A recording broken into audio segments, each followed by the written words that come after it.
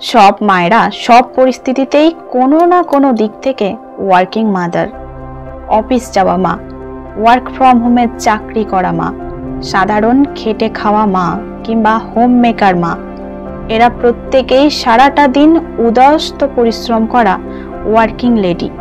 এরা প্রত্যেকেই দিন শুরু করেন ভোর 4:30 থেকে 5টার মধ্যে, ঘুমোতে যান রাত 12টার পর।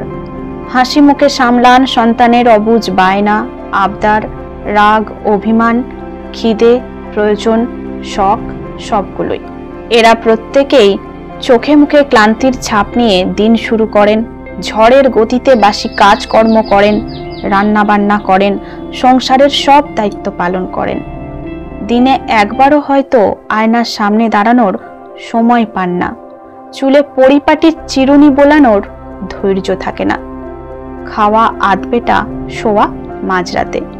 তা বলে কি এরা সন্তানকে ভালোবাসেন না, না প্রতিপালন করেন না? এরা প্রত্যেকেই সন্তানের জন্য নিজেদের সেরাটা তুলে দিতে কার্পণ্য করেন না। জ্বরে জলপট্টি দেওয়া, ওষুধপথ্য দেন, প্রয়োজনে ডাক্তারখানা নিয়ে যান, দরকারে হসপিটালে ভর্তি করান। যে সমস্ত মায়েদের নিজেদের উপার্জন আছে তারা যেমন সন্তানের জন্য ইনভেস্টমেন্ট করেন, অথবা আধা আধি খরচা ভাগ করে নেন কিংবা পুরোটা একাই বহন করেন, ঠিক সেরকমই হোম মেকার মায়েরাও পিছিয়ে থাকেন না। তারাও সংসার খরচ থেকে বাঁচানো 2-5 টাকা সন্তানের আবদারে প্রয়োজনে বের করে দেন শাড়ির ভাঁজ থেকে, কৌটোর ভেতর থেকে। প্রয়োজনে শখের হাটটা বন্ধক দিতেও দুবার ভাবেন না।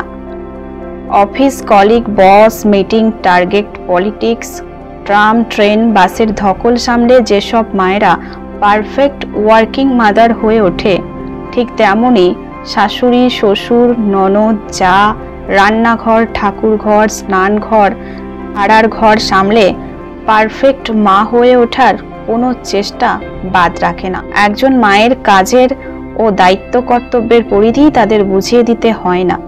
ঠান্ডা ঘরে বসে ঠান্ডা গাড়ি চেপে টোনাটুনির সংসারে হেল্পিং হ্যান্ড রেখে সেই আয়তন বোঝা সম্ভব নয়।